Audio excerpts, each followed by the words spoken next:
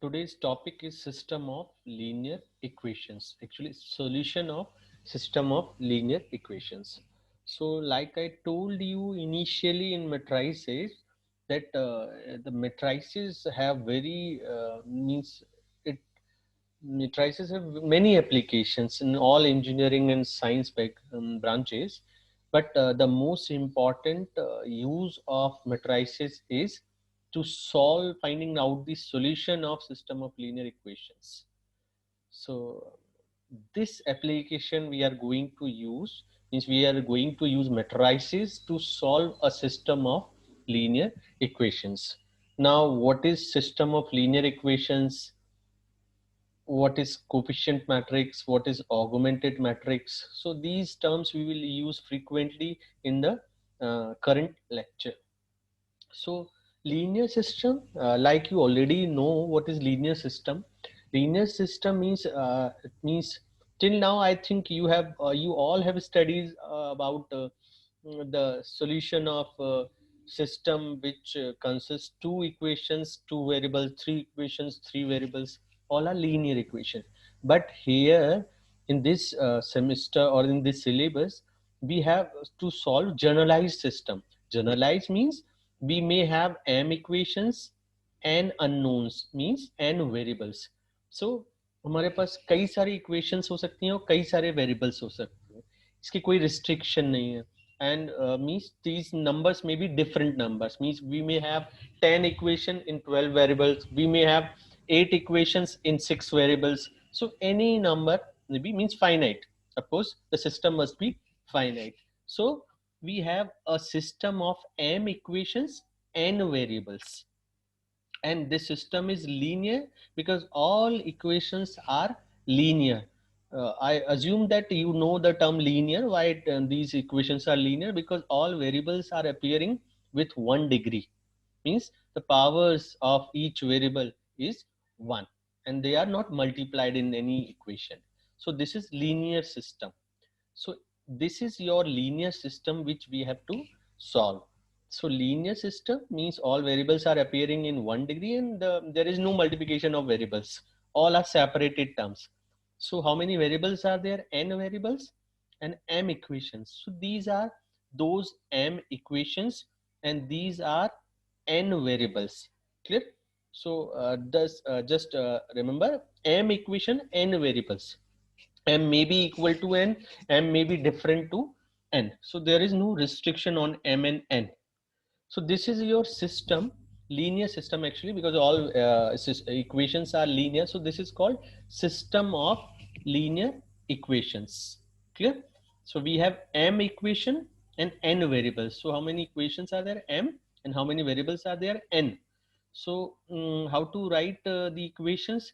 Because these are linear equations. So x1, the coefficient of x1 is a11. The coefficient of x2 is a12. The coefficient of xn is a1n. So all a, these are coefficient of variables, and this is equal to v1. That means the right inside the constant term. Clear? Like you have equation means like this. So 7x1, 2x2, 3x is equal to 16. So this is linear equation.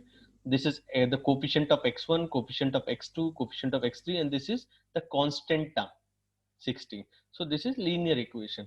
So here we have three variables and three equation, but we may have any number of equation, any number of variables. So this is general system. So this is general system.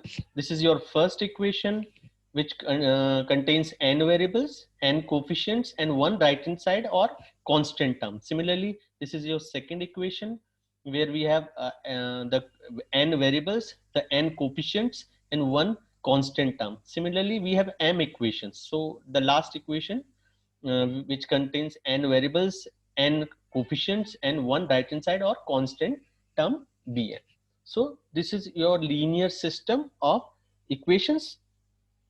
So now the all a11 up to amn means a11 to a1n, a21 to a2n, and similarly all other a's, am1 to amn. So these are your m equations and these are m into n coefficients. So these are called coefficients of the system. A all A are they are called coefficient of system, and these P's are the constant terms. These may be zero or non-zero or any real number. So these are constant terms. Now, if all the constant terms B1, B2, Bm are zero, then this system is called homogeneous. I repeat, if all B, the constant terms are zero, means the variable coefficient may be anything, but the constant terms are zero. I'm not saying right hand side because a system may have like this 2x minus y minus 3 is equal to 0. So you cannot say this is homogeneous equation. Why? Because you are seeing observing the right hand side only. So in right hand side you have 0, but the constant term is there. So we cannot say this is homogeneous by observing the right hand side only. We have to see full equation. This is variable term, this is variable term, this is your constant term. So I'm saying when a system is called homogeneous, when there is all the constant terms are zero. So means minus 3, if it is there, then it is not homogeneous. But so you cannot say that all right hand side are zero, because in right hand side you may have zero, but constant sum may appear on the left hand side. So what we will say that if all constant terms are zero, then the system is homogeneous. Means it is like that, means is equal to 0. So now this is homogeneous equation. So if all the equations are in this form, means where constant terms are 0, then we will say that system is homogeneous. If any one constant term is non-zero, means because we have m equations, so m constant terms, so I'm saying if all m constants are 0, then it is homogeneous. If at least one of them is non-zero, means suppose मैं कह रहा हूँ m constant है, बाकी सब zero है, but suppose एक कोई नॉन जीरो है, then also it is not homogeneous, it is non homogeneous. Clear? सारे के सारे कांस्टेंट टर्म जब जीरो होंगे पूरे सिस्टम में, तभी उस सिस्टम को हम क्या बोलेंगे? होमोजीनियस. एक भी अगर नॉन जीरो हो गया तो सिस्टम क्या हो जाएगा? Non homogeneous. So if all the constant terms are zero, then system is homogeneous system. If at least one bj means एक कम से कम एक अगर constant term not zero means non zero हो गया, then system is called non homogeneous system. Now what is solution of the system? So solution की value क्या होगी?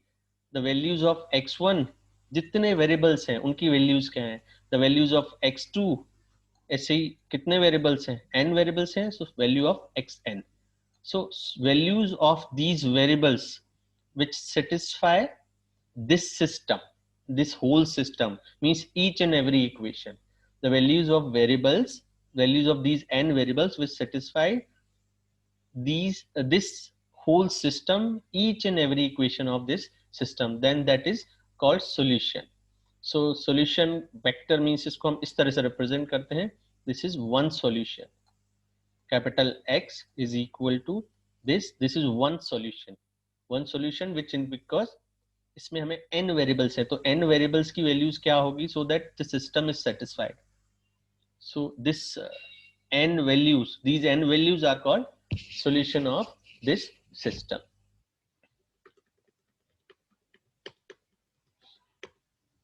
So now you know solution vector.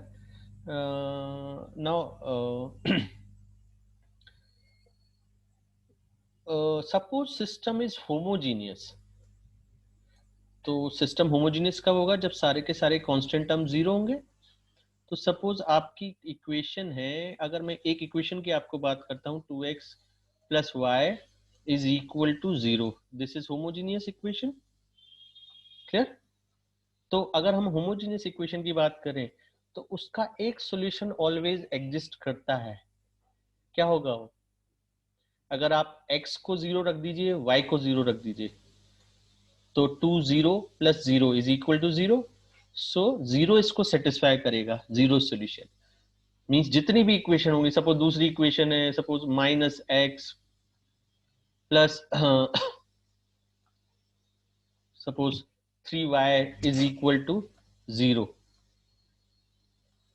तो इसमें भी क्या होगा, आप x को और y को 0 रख दीजिए तो भी इक्वेशन सेटिस्फाई हो जाएगी। तो अगर सिस्टम होमोजीनियस है then we have at least one solution that is zero solution. तो जीरो सॉल्यूशन उसको ऑलवेज सेटिस्फाई करेगा। बट सिस्टम अगर नॉन होमोजीनियस है so we can not say that एक सॉल्यूशन होगा, 10 सॉल्यूशन होंगे या सॉल्यूशन नहीं होगा। बट हम होमोजीनियस सिस्टम के बारे में बोल सकते हैं, it has always one solution that is trivial solution, zero solution when system is homogeneous. तो होमोजीनियस के केस में हमें केवल ये चेक करना होता है कि क्या केवल ट्रिवियल सॉल्यूशन है या इसके अलावा भी कोई सॉल्यूशन एग्जिस्ट करते हैं। Clear? if system is homogeneous then we always have one solution, trivial solution, zero solution. So we always have at least one solution that is trivial solution. अब केवल हमें ये फाइंड आउट करना है कि केवल ट्रिवियल सॉल्यूशन है या इसके अलावा भी कोई सॉल्यूशन एग्जिस्ट करता है। तो जब भी होमोजेनियस सिस्टम के बारे में आपको कोई पूछता है इसका सॉल्यूशन एग्जिस्ट करेगा, यस, इसका ऑलवेज एक सॉल्यूशन एग्जिस्ट करता है, एक से ज्यादा करेंगे वो हमें चेक करना पड़ेगा। Clear? So now you know, so trivial solution means all variables are zero, that is trivial solution or zero solution. So homogeneous system has always trivial solution. Trivial के अलावा क्या है वो हमें चेक करने पड़ेंगे।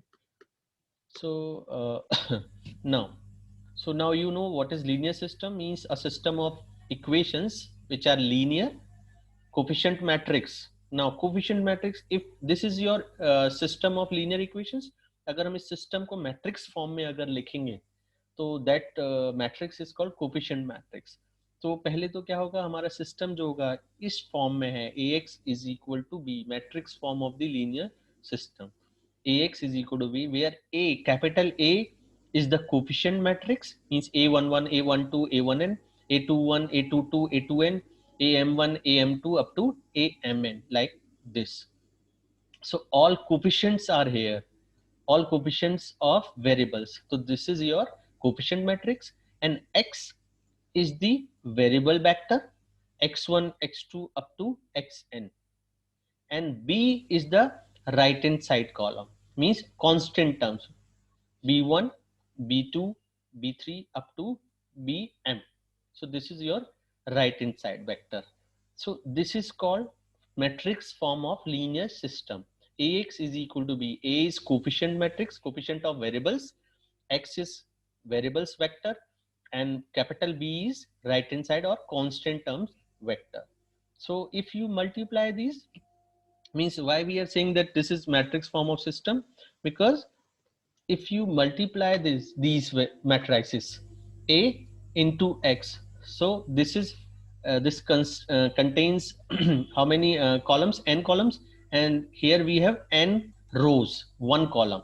So we can multiply these. So A11 into X1, A12 into X2, A1n into Xn. So first equation, this first equation is equal to B means is equal to B1.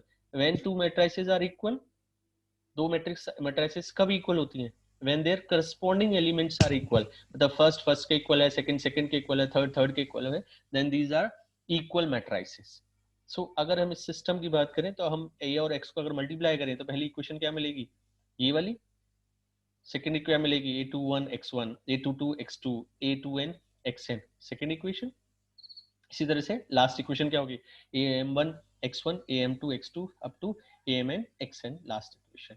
So ax is को multiply करेंगे तो आपको एक matrix मिलेगा, वो क्या मिलेगा, जिसके वो भी एक सिंगल कॉलम मैट्रिक्स होगा, क्योंकि इसमें क्या है ये हमारा n कॉलम्स हैं, इसमें n रोज हैं। तो जब दोनों को n इंटू वन है, ये है आपका m into one, m into n, और ये है n into one. So matrix का ऑर्डर मल्टीप्लिकेशन के बाद क्या होगा, m into one. So m means m rows and one column. तो पहले कॉलम में फर्स्ट एंट्री ये होगी, सेकेंड एंट्री ये होगी, थर्ड एंट्री ये होगी। ये हो गया ax is equal to b, b क्या है, ये मैट्रिक्स राइट हैंड साइड। तो दोनों मैट्रिक्स को हम इक्वल करेंगे तो क्या होगा, जो पहली इक्वेशन होगी वो b1 के इक्वल होगी, सेकंड इक्वेशन b2 के इक्वल होगी, ऐसे लास्ट वाली इक्वेशन किसकी होगी, bm के इक्वल होगी. सो this is called matrix form of linear system. और अब हमने क्या किया, a ऑब्लिक b, यानी a और b को मर्ज कर दिया. हमने एक मैट्रिक्स बनाया जिसमें हमने पहले कोफिशिएंट मैट्रिक्स के सारे एलिमेंट रख दिए और लास्ट कॉलम हमने एक ऐड कर दिया जो राइट हैंड साइड का था, यानी कांस्टेंट टर्म का था, b1 b2 up to bm. सो इस कोफिशिएंट मैट्रिक्स से हमने क्या किया, एक कॉलम ऐड कर दिया दिस यहाँ पर. वो कॉलम क्या है, b1 b2 up to bm, जो भी कांस्टेंट टर्म थी उस सिस्टम में वो सारे हमने एक कॉलम बना के यहाँ ऐड कर दी. तो इस सिस्टम, इस मैट्रिक्स को हम बोलते हैं ऑगमेंटेड मैट्रिक्स. इसको हम लिखते हैं it is denoted by bracket a vertical line b bracket closed.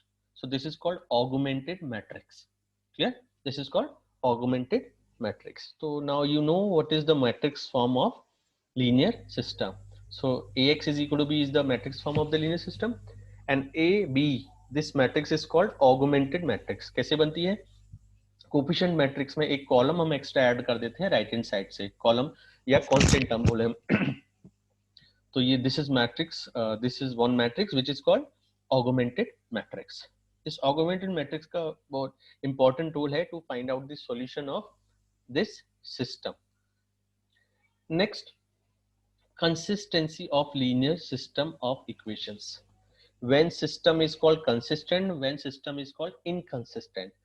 So a system of equations is said to be consistent if they have one or more solutions. तो simply क्या है, किसी भी system का अगर सॉल्यूशन एग्जिस्ट करता है, एक या एक से ज्यादा, उससे हमें मतलब नहीं है, अगर उस सिस्टम का सॉल्यूशन एग्जिस्ट करता है then system is called consistent. कभी भी आपको if it is written that system is consistent, this system is consistent, that means it has at least one solution. Clear? So if any linear system has at least one solution then it is called consistent. और अगर उस system का कोई solution exist नहीं करता है then it is called inconsistent. If a system of equation has no solution at all, कोई भी सॉल्यूशन उसका एग्जिस्ट नहीं करता है, then it is called inconsistent. So दो टर्म्स हैं, कंसिस्टेंस. सो कंसिस्टेंसी मींस अगर किसी भी लीनियर सिस्टम की आपको कंसिस्टेंसी चेक करनी है, so either a system is consistent और इनकंसिस्टेंट. तो कंसिस्टेंट कब होगा, जब उसका कम से कम एक सॉल्यूशन एग्जिस्ट करेगा, मींस उस सिस्टम का सॉल्यूशन अगर है तो सिस्टम को हम क्या बोलेंगे, कंसिस्टेंट. अगर उस सिस्टम का कोई भी सॉल्यूशन नहीं है तो हम क्या बोलेंगे, इनकंसिस्टेंट. क्लियर? नेक्स्ट, अब हमें ये चेक करना है कि अगर सॉल्यूशन एग्जिस्ट करता है तो वो यूनिक सॉल्यूशन है या कितने सॉल्यूशंस हैं.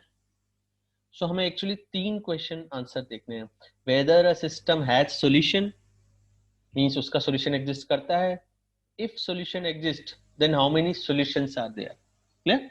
तो दो क्वेश्चन के हमें आंसर चेक करने हैं. Whether the system is consistent और inconsistent means whether the system has any solution, और अगर है तो how many solutions are there, एक है या एक से ज्यादा है. Clear? Next, now the process solution of general linear system of equation. Why it is general? Because this is generalized system. It has I'm not means we are not saying that it has 10 equation or 5 variables like that. It is general system means it may have m equation n variable. Clear? M equations n variables. So this is your system. अब जो आपके इस syllabus में है, मतलब किस तरह से आपको सॉल्यूशन निकालना है, that is using matrices. So matrices का application means why we are using this process, this method, matrices method, because it is very simple. और क्या होगा, if you remember that you know the Cramer's rule of finding solution of system. So Cramer rules में हमें क्या होता है, ax is equal to B, तो x की वैल्यू क्या होती है, x is equal to a inverse into b. तो अगर a x जो सॉल्यूशन होता है वो क्या होता है, a इनवर्स इनटू b, तो हमें a इनवर्स फाइंड आउट करना होता है. बट इस condition when A inverse exist means when inverse of any matrix exist, क्या वो हमेशा एग्जिस्ट करता है? नो अगर ए मैट्रिक्स नॉन सिंगुलर है then A inverse exist, otherwise A inverse उसका एग्जिस्ट ही नहीं करेगा। तो ए इनवर्स अगर एग्जिस्ट नहीं करेगा तो हम सॉल्यूशन कैसे बताएंगे? और सपोज अगर एग्जिस्ट करता है तो ए इनवर्स की वैल्यू क्या है? ए adjoint A of divided by determinant A. तो आपको कितना सारा, अगर आपके छोटा सिस्टम है, मींस छोटा means suppose we have 3 variables और 4 वेरिएबल्स, तो उसके लिए तो इजी है ए इनवर्स कैलकुलेट करना। एडजॉइंट ए में कितने सारे कोफैक्टर्स आप कैलकुलेट करोगे? सो वही थ्योरी कह रही है कि the Cramer's rule requires evaluation of n plus 1 determinants each of order n।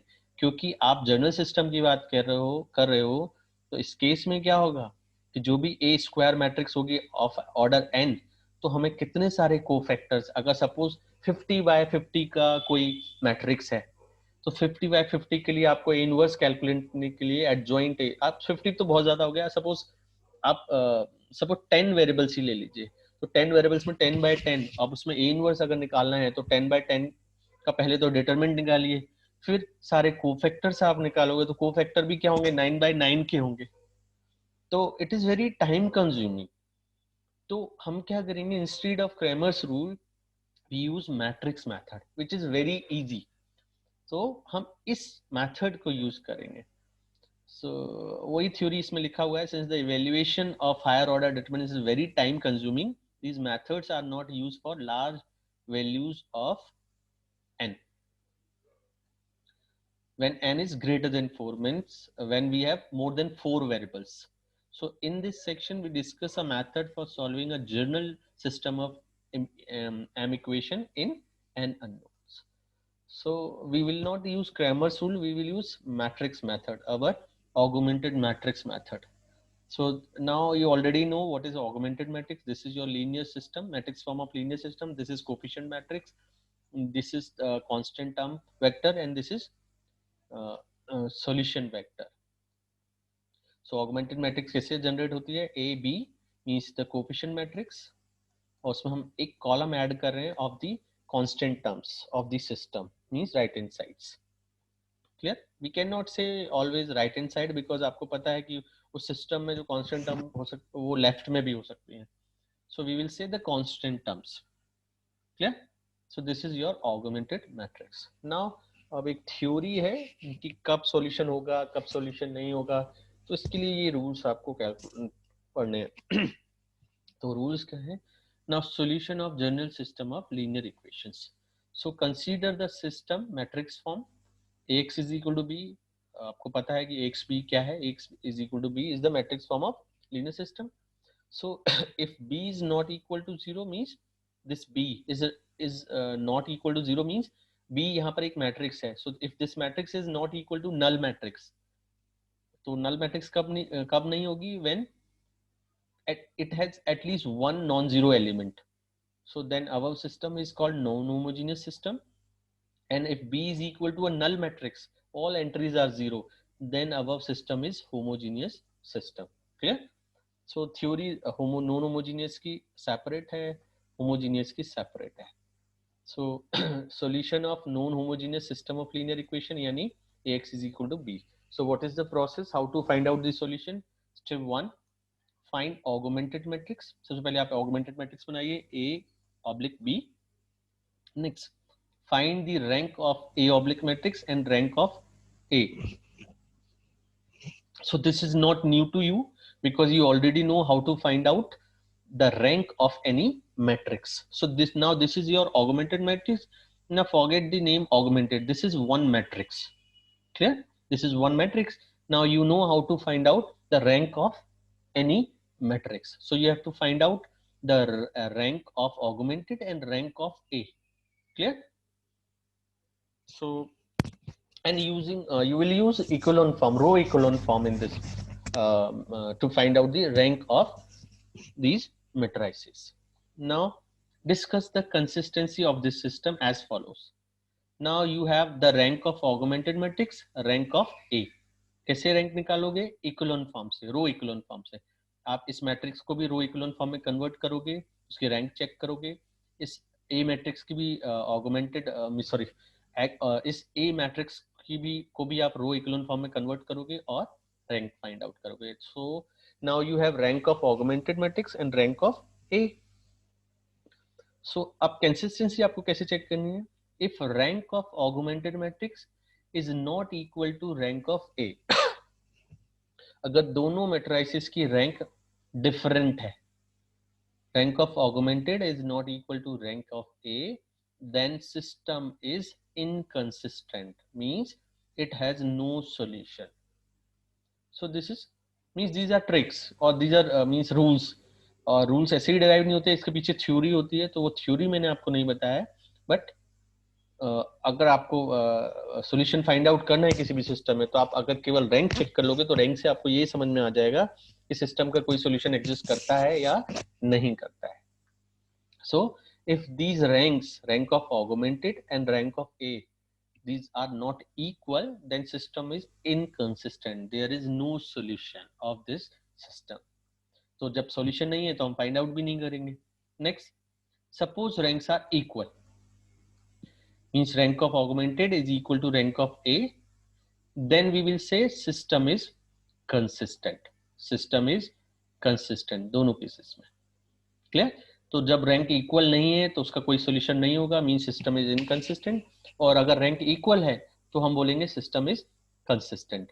अब when system is consistent, next question is means it now it has at least one solution. तो next question is how many solutions are there. तो वो depend करेगा उसकी rank कितनी है. So suppose these ranks are equal to one number r. इन दोनों की कुछ रैंक होगी, इक्वल है तो किसी नंबर की इक्वल होगी, 1 2 3 4 जो भी रैंक होगी.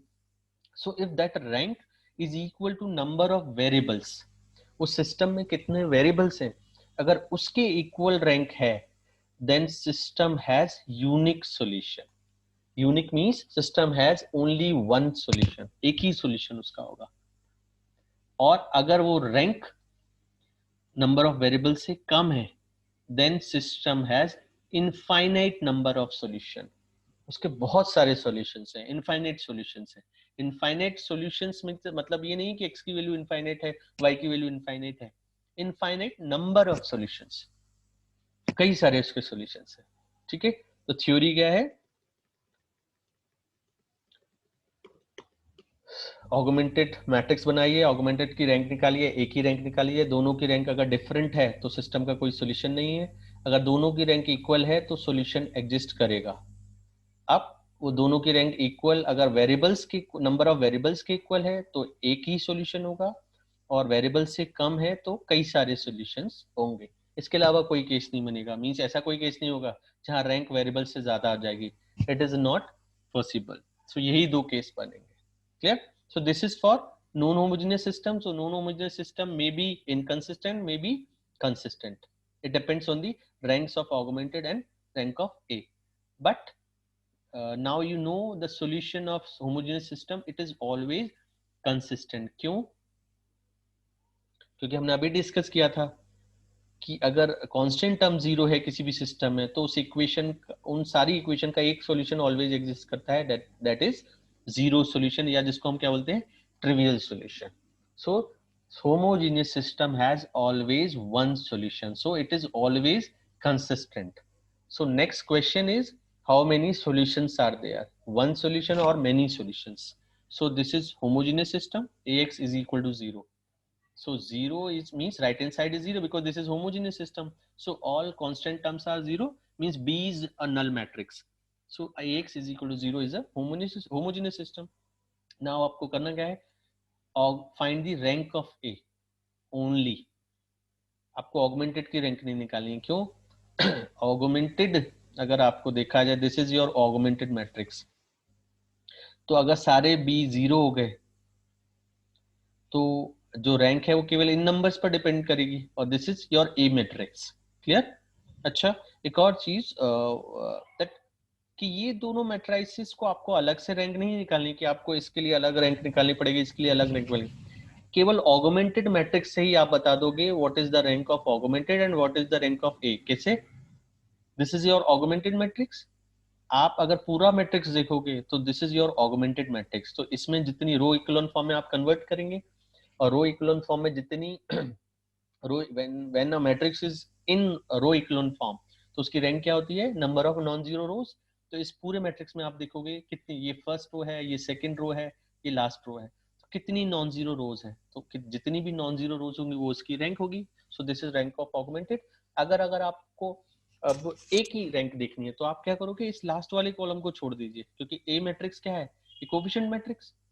ऑगमेंटेड कैसे बन रहा है, इस लास्ट कॉलम को आप इसमें ऐड कर रहे हो एक एक्स्ट्रा कॉलम, तो ऑगमेंटेड बन रहा है। इस ऑगमेंटेड को हटा दोगे तो मैट्रिक्स क्या बनेगा, ए। तो आपको क्या करना है, ऑगमेंटेड में ही जब आप इसको रो इक्विवेलेंट फॉर्म में कन्वर्ट करोगे, जब पूरा मैट्रिक्स देखोगे तो ऑगमेंटेड मैट्रिक्स दिखेगी आपको, और लास्ट वाला कॉलम इसको छोड़ दीजिए आप, इस वाले कॉलम को केवल यहाँ देखिए, इस वाले इतने पार्ट को, ये पार्ट क्या है, ए मैट्रिक्स। सो इसकी आपको यहीं से रैंक मिल जाएगी, यहाँ ये भी रो इक्विवेलेंट फॉर्म में है, तो इसमें जितनी नॉन जीरो रोज होंगी वो क्या होगी, एक ही रैंक होगी। क्लियर। सो ऑगमेंटेड से ही आपको एक ही भी रैंक मिलेगी और ऑगमेंटेड की मिलेगी। पूरा मैट्रिक्स देखोगे तो ऑगमेंटेड देखेगा, और लास्ट वाला कॉलम छोड़कर आप पूरा ये लेफ्ट पार्ट पूरा देखोगे तो ये क्या है, ए मैट्रिक्स। तो यहाँ पर जितनी नॉन जीरो रोज होंगी वो क्या होगी, एक ही रैंक होगी। तो जब आप होमोजीनियस सिस्टम कर रहे हो तो ये पूरा कॉलम क्या है, जीरो, तो ये सारा जीरो है, तो जितनी जीरो रोज होंगी उसमें वो इसी पर डिपेंड होगा, लास्ट वाला कॉलम तो पूरा जीरो है ना। तो अगर ये नॉन जीरो रो है तो इनमें से कोई एलिमेंट नॉन जीरो होगा, अगर ये नॉन जीरो रो है तो इसमें से कोई एलिमेंट जीरो होगा, क्योंकि ये तो ऑलरेडी जीरो है। तो जो एक ही रैंक होगी वो ही ऑगमेंटेड की रैंक होगी। क्लियर। अगर आप ऑगमेंटेड में देखेंगे तो ये सारे जीरो हैं, तो ऑगमेंटेड की रैंक क्या होगी, first row, second row, third row, यानी ए में जितनी जीरो नॉन जीरो रो है वही ऑगमेंटेड की रैंक होगी। So that's why the rank of augmented is equal to rank of A in homogeneous system always. Clear. हमेशा क्या होगा, ऑगमेंटेड इक्वल होगा, और इक्वल होता है तो सिस्टम कंसिस्टेंट होता है। सो that's why homogeneous system is always consistent. केवल हमें यहाँ ये चेक करना है कितने सॉल्यूशंस है, एक सॉल्यूशन है या इनफाइनाइट सॉल्यूशंस है। तो कैसे मिलेगा, आपको केवल रैंक ऑफ ए निकालनी है। If rank of A is equal to number of variables then system has unique solution. और यूनिक सॉल्यूशन क्योंकि आपको पता है इस सिस्टम का एक सॉल्यूशन तो ऑलवेज एग्जिस्ट कर रहा है, ट्रिवियल सॉल्यूशन, यानी सारे वेरिएबल्स जीरो होंगे। तो जब यूनिक सॉल्यूशन है तो फिर वही सॉल्यूशन होगा। अगर उसके अलावा आपने जीरो के अलावा कोई सॉल्यूशन बना दिया फिर तो एक से ज्यादा सॉल्यूशन हो गए ना। तो यूनिक सॉल्यूशन जब भी होगा तो आपको सॉल्यूशन निकालना नहीं है, आपको पता है कि वो सॉल्यूशन क्या होगा, ट्रिवियल सॉल्यूशन ओनली, मतलब जीरो सॉल्यूशन। और जब रैंक जो होगी नंबर ऑफ वेरिएबल से कम होगी then it has infinite number of solutions, यानी ट्रिवियल तो है ही प्लस इसके अलावा भी सॉल्यूशंस एग्जिस्ट करेंगे, और वो कितने होंगे, इनफाइनाइट सॉल्यूशंस होंगे, non trivial solutions. Clear. So I repeat, आपको करना क्या है, नॉन होमोजेनियस सिस्टम में ऑगमेंटेड निकालना है, ऑगमेंटेड की रैंक निकालनी है, उसी से आपको रैंक ए मिलेगा। दोनों की रैंक अगर अनइक्वल है तो कोई सॉल्यूशन नहीं होगा, इक्वल है तो सॉल्यूशन होगा, अगर इक्वल है और वेरिएबल्स के इक्वल है तो यूनिक सॉल्यूशन, वेरिएबल से कम है तो इनफाइनाइट सॉल्यूशन। होमोजेनियस सिस्टम है तो ऑलवेज कंसिस्टेंट होगा, एक सॉल्यूशन ट्रिवियल सॉल्यूशन उसका हमेशा होगा। तो अगर रैंक जो ए, आपको एक ही रैंक निकालनी है, एक ही रैंक अगर वेरिएबल्स के इक्वल आएगी तो एक ही सॉल्यूशन होगा, वो ट्रिवियल सॉल्यूशन होगा। और वेरिएबल्स से अगर कम रैंक आई तो उसके कई सारे सॉल्यूशन है, यानी जीरो सॉल्यूशन और नॉन जीरो सॉल्यूशन दोनों एग्जिस्ट करेंगे, और इनफाइनाइट सॉल्यूशन कई सारे सॉल्यूशन होंगे। अब ये कई सारे सॉल्यूशन कैसे बताने हैं इनफाइनाइट सॉल्यूशन, वो आपको क्वेश्चन पर समझ में आएगा कैसे हमें सॉल्व करना है। Clear. So now we proceed for the questions. Check the consistency of the following system of linear non-homogeneous equation. Find the solution if exist. तो इससे हमें कोई मतलब नहीं है कि वो नॉन होमोजेनियस हमें लिख रहा है या नहीं लिख रहा है, बिकॉज हमें तो सिस्टम देखना है। तो अगर वो नॉन होमोजेनियस नहीं भी लिखा है, केवल क्वेश्चन है check the consistency of the following system, तो भी हमें चेक करना है कि वो नॉन होमोजेनियस है या होमोजेनियस है। Clear. So this is your linear system. Linear क्यों है, क्योंकि सारे वेरिएबल्स की पावर वन है और कोई भी मल्टीप्लिकेशन नहीं है, सारे सेपरेट टर्म है, x1 x2 x3 x1 x2 x3 x1 x2 x3, और सभी की पावर क्या है, one. So this is linear system. कितनी इक्वेशंस हैं, तीन इक्वेशन है, तीन वेरिएबल्स हैं। So it is a linear, it is a system of linear equations in n variables, sorry, 3 variables and 3 equations. Clear?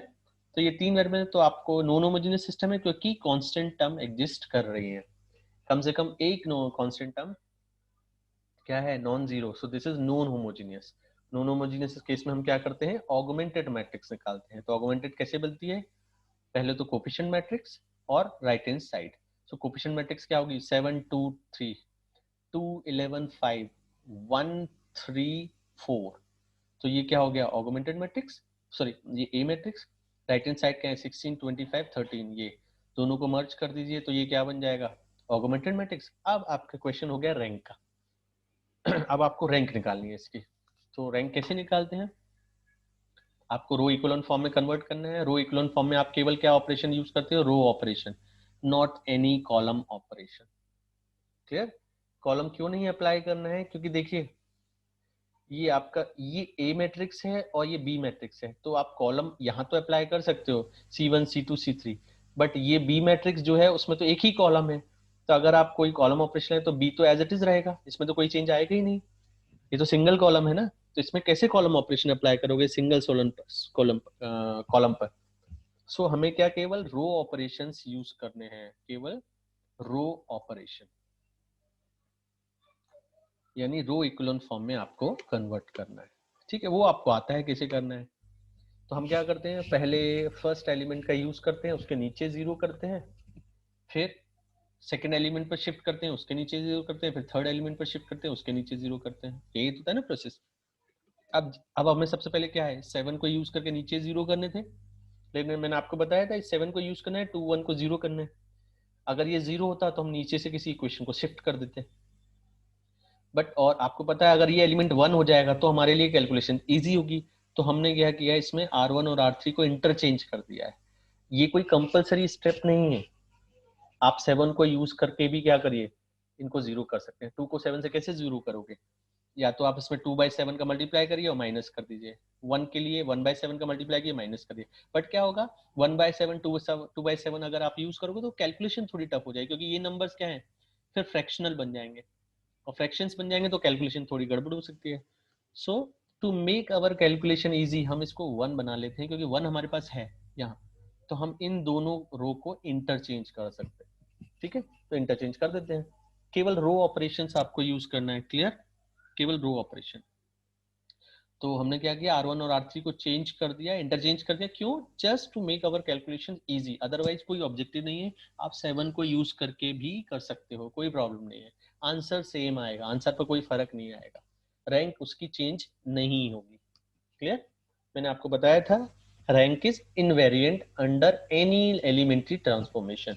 आप कोई भी ऑपरेशन इस पर अप्लाई कीजिए, इसकी रैंक चेंज नहीं होगी। क्लियर, तो आप चेंज इसको इंटरचेंज करके भी अप्लाई कर सकते हो या विदाउट इंटरचेंजिंग भी अप्लाई कर सकते हो।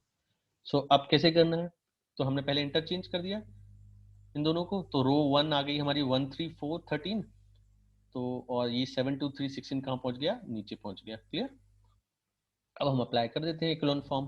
तो इक्लोन फॉर्म में क्या करते हैं, इसको यूज करते हैं, इन दोनों को जीरो करते हैं, तो क्या चेंज होगा, R2 and R3। So R2 हमने चेंज कर रहे हैं R3 कैसे, ये 2 है ये 1 है, तो 2 का मल्टीप्लाई करके माइनस करना पड़ेगा, तो R2 माइनस 2R1, और ये 7 है तो 7 का मल्टीप्लाई करके माइनस करना पड़ेगा, तो R3 minus 7।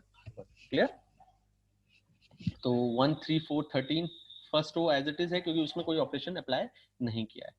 Next R2 minus 2R1, so 2 minus 2 0, 11 minus 2 times 3 11 minus 6 यानी 5, 5 minus 2 times 4 so 5 minus 8 minus 3, 25 minus 2 times 13 यानी 25 माइनस 26 माइनस 1, और इसमें क्या लगा है, R3 माइनस 7R1, सो 7 minus 7 times 1 0, 2 minus 7 times 3 2 minus 21 means minus 19, 3 minus 7 times 4, so 3 minus 28 minus 25, 16 minus 7 times 13, so 16 minus जो भी होगा minus 75।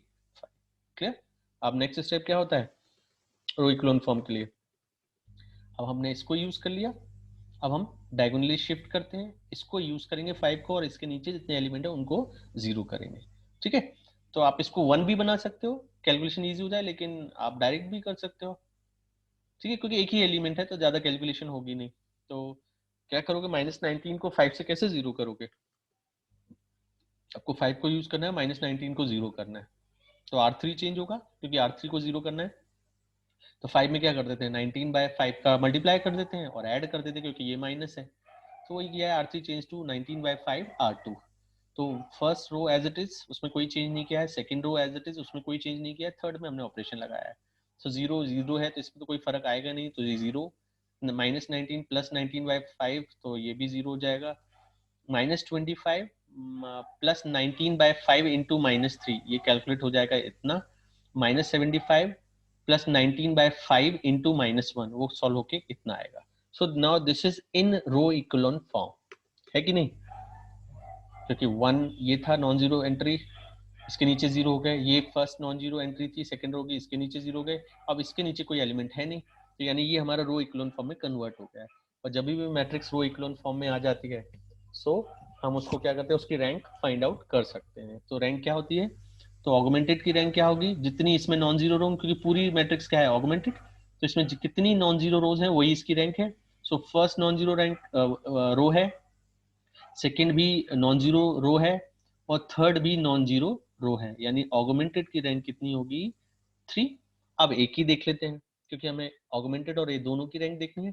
तो एक ही कैसे देखोगे, केवल इतना पार्ट, क्लियर, केवल इस, क्योंकि this is your A matrix, ये तो बी है, बी कॉलम है, तो इसको नहीं देखना है आपको, केवल अब इस पार्ट को देखना है। इसमें कितनी जीरो रोज है, सॉरी नॉन जीरो रोज है, तो 1 2 3, तीनों नॉन जीरो है। तो रैंक ऑफ ए भी क्या है, 3। तो दोनों की रैंक 3 है, और rank of A, rank of augmented, both are equal to 3। तो 3, अगर दोनों की रैंक इक्वल है तो हमें पता है कि सिस्टम इज कंसिस्टेंट। अब कंसिस्टेंट तो है, लेकिन कितने सॉल्यूशंस हैं वो देख लेते हैं कि दोनों की रैंक कितनी है, 3, और वेरिएबल्स कितने थे, 1 2 3। तो तीन ही वेरिएबल के इक्वल आ गई। So rank is equal to number of variables, so system has unique solution, clear.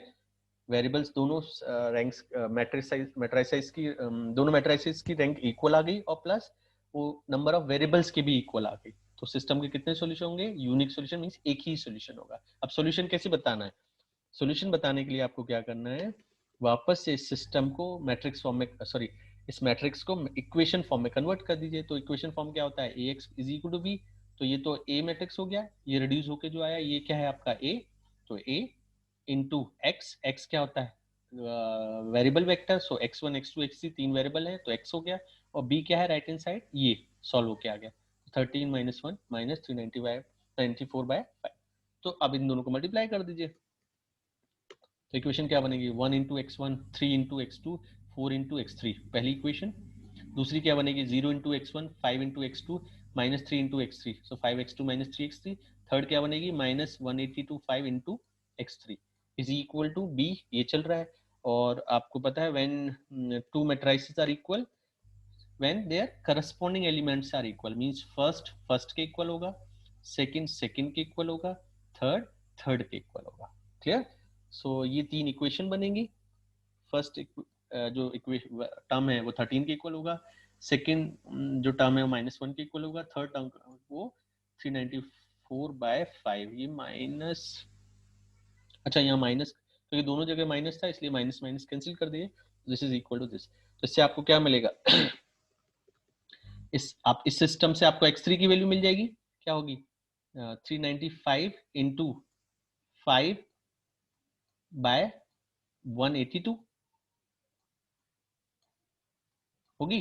तो 5 से 5 कैंसिल हो गया, 394/182 कितना हो रहा है सॉल्व होके, x3 197/91।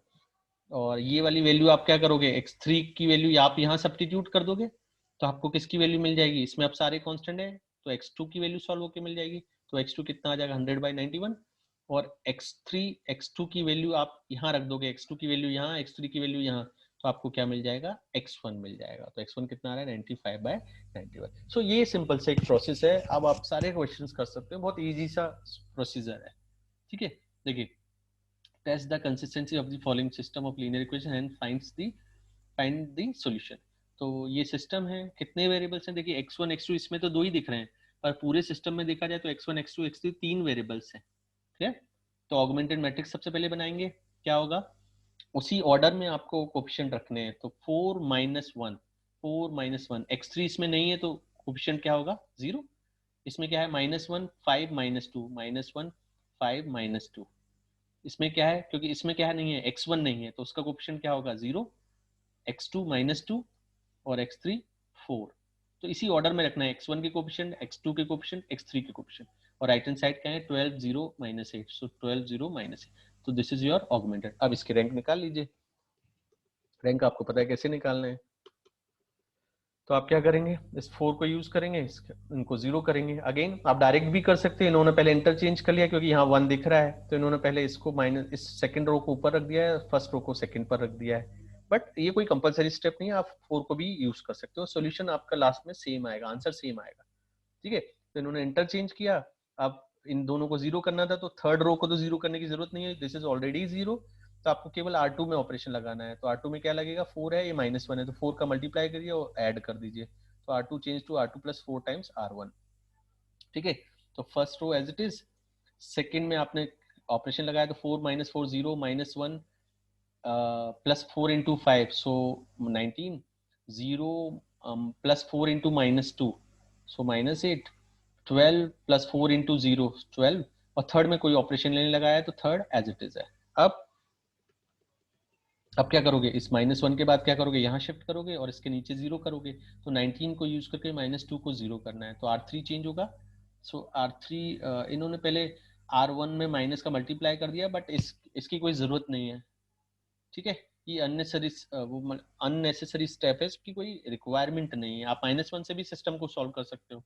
ठीक है, क्योंकि रो इक्विवेलेंट फॉर्म में कहीं पर भी नहीं लिखा हुआ है कि फर्स्ट नॉन जीरो एंट्री 1 होना चाहिए, वो कोई भी नंबर हो सकता है। तो इसकी कोई जरूरत नहीं थी, उन्होंने माइनस का इंटू कर दिया, बट इससे सॉल्यूशन कोई चेंज नहीं होगा, सॉल्यूशन हमारा सेम आएगा। तो आप ये स्टेप कर भी सकते हो और उसको स्किप भी कर सकते हो। केवल हम ये वाला ऑपरेशन लगाएंगे, R3 वाला। R3 चेंज टू, क्योंकि ये 2 है, ये 19 है, तो इसमें 2/19 का मल्टीप्लाई कर देते हैं और ऐड कर देते हैं, क्योंकि ये माइनस है। So R3 plus 2 times 19, sorry 2/19 R2। So first as it is, second as it is, third को हमने चेंज किया है। सो ये 0 हो जाएगा, ये हो जाएगा 4 प्लस 2/19 इंटू -8, वो इतना सॉल्व होकर आएगा। ऐसे ही -8 प्लस 2/19 इंटू 12, सो वो सॉल्व होकर इतना आएगा। So now this is in row equivalent form, क्योंकि इसके नीचे 0 बना दिए, इसके नीचे 0 बना दिए, और इसके नीचे कोई एलिमेंट है नहीं है। So this is in row equivalent form. और रो इक्विवेलेंट फॉर्म में रैंक क्या होती है, तो इस पूरे मैट्रिक्स में क्या है, ऑगमेंटेड मैट्रिक्स है। ऑगमेंटेड कितनी नॉन जीरो रोज है, फर्स्ट नॉन जीरो है, सेकंड नॉन जीरो रो है, थर्ड भी नॉन जीरो रो है, तो इसकी रैंक 3 होगी। अब एक ही देख लेते हैं। तो एक ही कैसे देखना है आपको, इसको छोड़कर केवल इतने पार्ट में कितनी नॉन जीरो रोज है। तो first second third all are non zero rows, क्योंकि इसमें नॉन जीरो एंट्री है, तो थर्ड रो भी क्या है, नॉन जीरो। तो दोनों की रैंक क्या होगी, 3 के इक्वल। और वेरिएबल्स कितने हैं, 1 2 3, तो 3 वेरिएबल्स हैं, 3 रैंक आ रही है, तो दो सिस्टम इज कंसिस्टेंट। और कितने सॉल्यूशन होंगे, यूनिक सॉल्यूशन होगा। सॉल्यूशन वैसे ही निकालना है आपको। इसको वापस मैट्रिक्स फॉर्म में रख दीजिए। सो ए ये हो गया, ये x हो गया, ये राइट हैंड साइड b हो गया। और तो लास्ट वाली इक्वेशन से आपको क्या मिल जाएगा, x3 मिल जाएगा। x3 को यहाँ मीन्स ये वाली लास्ट इक्वेशन मिलेगी, इससे x3 की वैल्यू निकाल के आप यहाँ सब्स्टिट्यूट करोगे तो x2 मिल जाएगा। और इन दोनों से x2 x3 आप यहाँ रखोगे तो आपको क्या मिल जाएगा, x1 मिल जाएगा। Next question. तो ये यूनिक सॉल्यूशन वाले हो गए। अब देख लेते हैं नो सॉल्यूशन या इनफाइनाइट सॉल्यूशन कैसे निकालने हैं। तो इसमें कितने वेरिएबल्स हैं, x1 x2 x3 x4, x1 x2 x4 x1 x2 x4 x1 x2 x4। सो कितनी इक्वेशन है, 4 इक्वेशन है, और वेरिएबल्स भी कितने हैं, 4। तो ऑगमेंटेड बना दीजिए। कोफिशिएंट 2 -2 4 3, 1 -1 2 2, 2 -2 1 2, एंड इसमें x1 x2 के 1 -1 हो गया, और x3 नहीं है, तो x3 का कोफिशिएंट क्या हो जाएगा, 0, एंड x4 का 1, और ये होगी right hand side b। So this is your b। अब आप कर लीजिए कैसे करने। ठीक है, कर लेंगे ना। तो इन्होंने पहले इंटरचेंज कर दिया, क्यों, अगेन ये 1 है, ये 2 है, तो कैलकुलेशन हमारी थोड़ी इजी हो जाएंगे, इसलिए R1 R2 को पहले इंटरचेंज कर दिया है। अब इसको यूज किया है, वही करना है, इसको यूज करके इसके नीचे 0 किया, वही आ गया। आप देखिए, हाँ इसमें एक चीज मुझे बताना था कि ये ऑपरेशन लगाने के बाद सिस्टम ये आ गया, क्लियर। अब देखिए आपको करना क्या था, इसके बाद आपको यहाँ शिफ्ट होना था, और इसको यूज करके इसके नीचे 0 करने थे। बट जिसको यूज करना है वो 0 नहीं हो सकता है, अदरवाइज हम किसी भी नंबर का मल्टीप्लाई करेंगे वो 0 ही रहेगा, तो कभी भी बाकी एलिमेंट को 0 नहीं कर पाएगा। तो हम क्या करते हैं, नीचे किसी नॉन जीरो एलिमेंट को सर्च करते हैं, उसको यहाँ शिफ्ट कर देते हैं। बट इस पूरे कॉलम में 0 है, तो हम शिफ्ट किससे करें? तो जब भी ऐसी सिचुएशन होगी जिसको यूज करना है और जिनको 0 करना है, वो अगर पूरा कॉलम 0 होगा तो हम क्या करेंगे, सेम चीज नेक्स्ट कॉलम पर अप्लाई करेंगे, यानी अब हम यहाँ शिफ्ट हो जाएंगे, इसको यूज करेंगे और इनको 0 करेंगे। इसमें भी अब हमें वही देखना है, ये जिसको यूज करना है वो 0 है, तो हम नीचे से किसी एलिमेंट को शिफ्ट कर देते हैं, क्योंकि हमें यहाँ नॉन जीरो चाहिए ना, तभी तो हम इन दोनों को 0 कर पाएंगे। तो इन्होंने क्या किया है, जो भी किया है आप इसको स्किप करिए, आप जो मैं बता रहा हूँ वो देखिए। तो इन्होंने पहले माइनस माइनस का मल्टीप्लाई कर दिया, उससे कोई फर्क नहीं पड़ेगा, कैलकुलेशन इजी करने के लिए वो कर रहे हैं, बट एक अननेसेसरी स्टेप है। तो आप क्या करेंगे, ये वाला सिचुएशन है, इनमें माइनस माइनस का इंटू कर दिया तो सारे पॉजिटिव नंबर्स बन गए। अब आपको इसको यूज करना था, इन दोनों को 0 करना था, तो फिर से इन्होंने क्या किया है, इसको 1 बना दिया है, बट इसकी कोई जरूरत नहीं है। आप या तो इस रो को यहाँ इंटरचेंज कर दिए या इस रो से इंटरचेंज कर, किसी भी रो से कर सकते हैं। तो पहले इन्होंने क्या कर दिया, R3 माइनस R4 एक कर दिया जिससे ये 1 बन जाए, बट उसकी कोई जरूरत नहीं है, ठीक है। तो इन्होंने इसको पहले 1 बनाया, अब इन्होंने इंटरचेंज किया, मतलब इसको यूज करना था, इन दोनों को 0 करना था, इसको यूज करना था, इन दोनों को 0 करना था। तो इन्होंने क्या किया, पहले इसको इंटरचेंज किया है, तो R3 और R2 को इंटरचेंज करके हमारे पास ये रो आ गई, और ये जो R2 पर थी वो R3 बन गई। क्लियर? अब वही चीज कर रहा है। तो अब क्या किया, इसको यूज करके इसके नीचे 0 करने थे, तो एक तो ऑलरेडी 0 है, तो केवल ये वाली रो को 0 करना है। तो ये कौन सी रो है, 1 2 3 4, R4। तो R4 को 1 से 0 करना है, तो 2 का मल्टीप्लाई करके माइनस कर देंगे। तो इन्होंने फिर से इंटरचेंज किया है, बट फिर अगेन मैं बोलूंगा इसकी कोई जरूरत नहीं है। तो R3 माइनस 2 R2, तो इसको ये एलिमेंट क्या हो जाएगा, 0 हो जाएगा। और फिर से इन्होंने माइनस का मल्टीप्लाई कर दिया है, तो ये कुछ एक्स्ट्रा स्टेप कर रहे हैं, बट इसकी कोई रिक्वायरमेंट नहीं है ये। अब आपको करना क्या था, देखिए इस 1 को यूज करके आपने नीचे 0 कर दिए, अब इस एलिमेंट के बाद डायगोनली आपको यहाँ शिफ्ट करना था, इसको यूज करना है, इसके नीचे 0 करना है। क्लियर? तो आप क्या करोगे, R3 इसको यूज करना था और इसके नीचे 0 करने थे, तो ये कौन सा R4, तो R4 में R3 ऐड कर देते हैं, 0 हो जाएगा।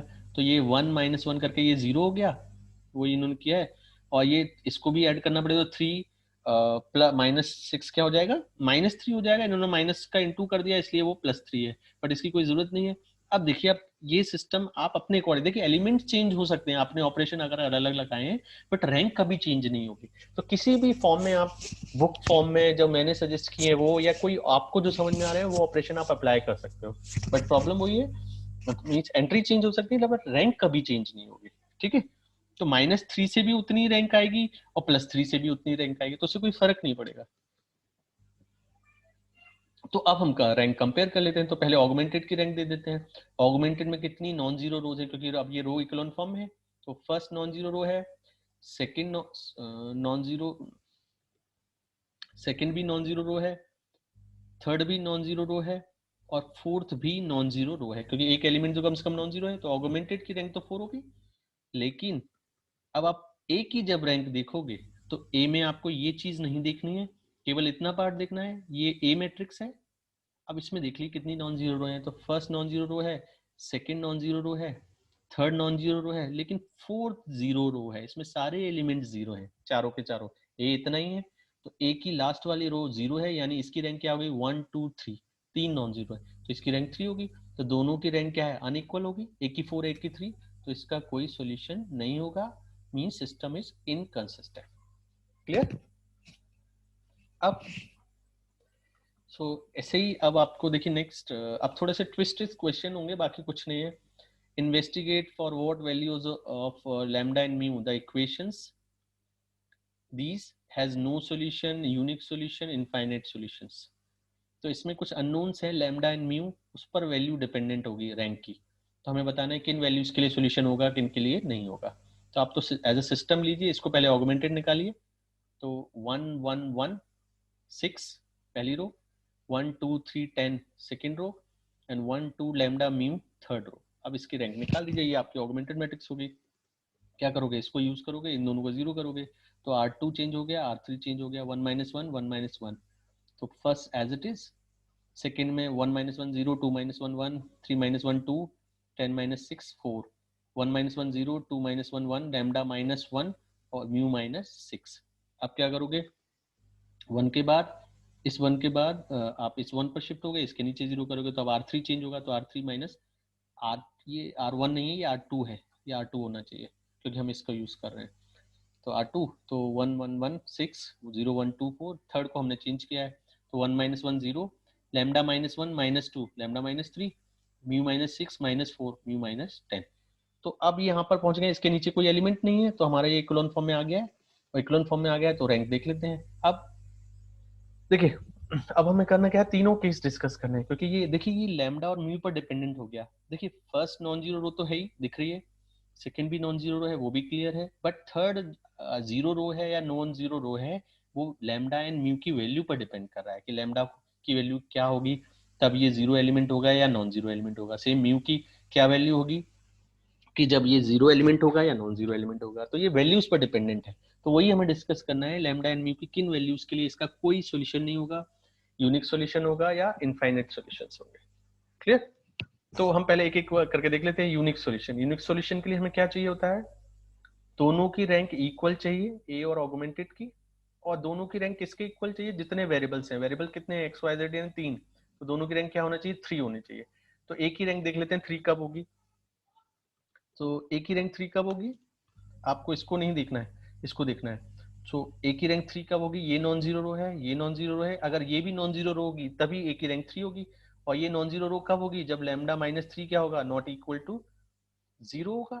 और लैम्डा माइनस 3 कब 0 नहीं होगा, जब लैम्डा की वैल्यू 3 के अलावा कुछ होगी, यानी lambda is not equal to 3, तब ए की रैंक 3 होगी। अब ऑगमेंटेड की देख लेते हैं। तो ऑगमेंटेड में फर्स्ट रो नॉन जीरो है, सेकंड रो नॉन जीरो है, और थर्ड रो में अगर आप देखोगे, क्योंकि ये पूरी रो ऑगमेंटेड की है, तो आपने क्योंकि लैम्डा माइनस 3 को ऑलरेडी क्या बोल दिया है, नॉन जीरो, क्योंकि एक ही रैंक हमें 3 चाहिए थी।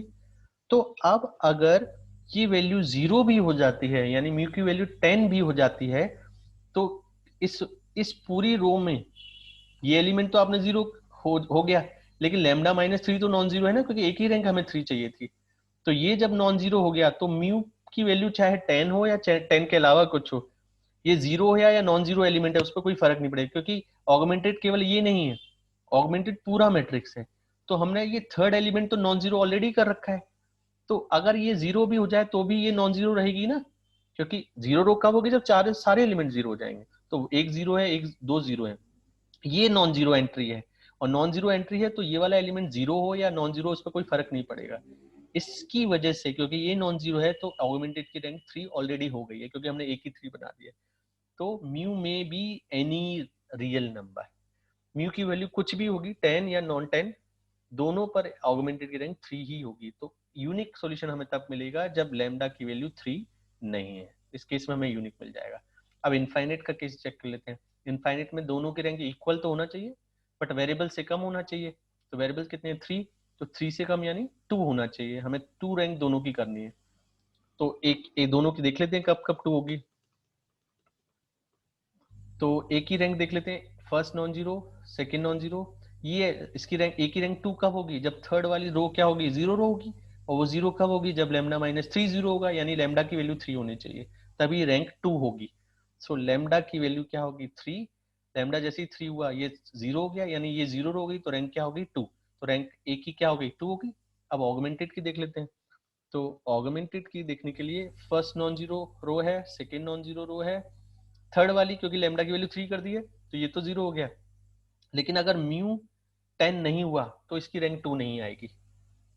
ये तो आपने 0 कर दिया, लेकिन ये तो नॉन जीरो हो सकता है, अगर ये नॉन जीरो हो गया तो ऑगमेंटेड की रैंक क्या हो जाएगी, 3 हो जाएगी। तो नो सॉल्यूशन वाला केस बनेगा। इसलिए म्यू को क्या होना चाहिए, 10। जब म्यू 10 होगा तो 10 माइनस 10 ये 0 हो गया, और ये ऑलरेडी 0 है, यानी ये पूरी रो क्या होगी, 0, तब हमें दोनों की रैंक 2 मिलेगी। सो दिस इज इक्वल केस। तो लैम्डा की वैल्यू 3, म्यू की वैल्यू 10, तभी दोनों की रैंक 2 होगी, तब इनफाइनाइट सॉल्यूशंस हमें मिलेंगे। अब नो सॉल्यूशन के लिए वही केस है कि दोनों की रैंक अनइक्वल होना चाहिए। तो अनइक्वल मतलब दोनों की रैंक एटलीस्ट 2 तो है ही, क्योंकि इस वाले पार्ट में भी 2 नॉन जीरो रो हैं, इस वाले पार्ट और टोटल में भी क्या है, 2 नॉन जीरो रो हैं। केवल लास्ट वाली इन पर डिपेंडेंट, उसकी वजह से चेंज हो रही है रैंक, तो दोनों की रैंक हमें डिफरेंट करनी है। तो दोनों की रैंक एटलीस्ट 2 तो है ही, तो एक की 3 कर देते हैं, एक की 2 कर देते हैं। लेकिन ए की 3 नहीं कर सकते, क्योंकि ए की अगर 3 हो गई तो ऑगमेंटेड की तो ऑटोमेटिकली 3 हो गई, क्योंकि ऑगमेंटेड में ए इंक्लूडेड है, सब पार्ट है उसका। तो ए की जो भी रैंक होगी ऑगमेंटेड की, उससे कम रैंक नहीं हो सकती, उससे ज्यादा ही होगी, या तो इक्वल या ज्यादा। तो हम ए की अगर 3 कर देंगे तो ऑगमेंटेड की भी 3 हो जाएगी, इसलिए वो केस नहीं बनेगा। तो हम क्या करते हैं, ऑगमेंटेड की 3 कर देते हैं और ए की 2 कर देते हैं। तो ए की 2 कब होगी, जब लेमडा माइनस 3 जीरो होगा, यानी लेमडा की वैल्यू क्या होगी 3। और ऑगमेंटेड की 3 रैंक कब होगी, क्योंकि ये हमने 0 कर दिया है, तो म्यू को हम नॉन 10 रख देते हैं, mu is not equal to 10, तो ये नॉन जीरो एंट्री हो गई। और नॉन जीरो एंट्री हो गई यानी ये इसकी नॉन जीरो रो हो गई, यानी इसकी रैंक क्या मिल जाएगी 3। तो दोनों की डिफरेंट होगी, इसलिए नो सोल्यूशन। क्लियर।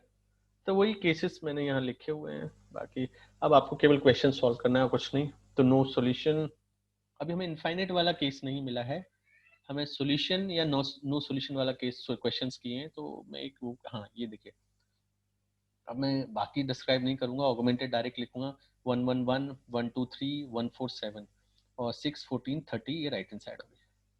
1 का यूज किया, नीचे 0 किए, फिर इस 1 का यूज किया, इसके नीचे 0 किए, ये आ गया आपका इक्लोन फॉर्म, रो इक्लोन फॉर्म। अब रैंक देख लेते हैं।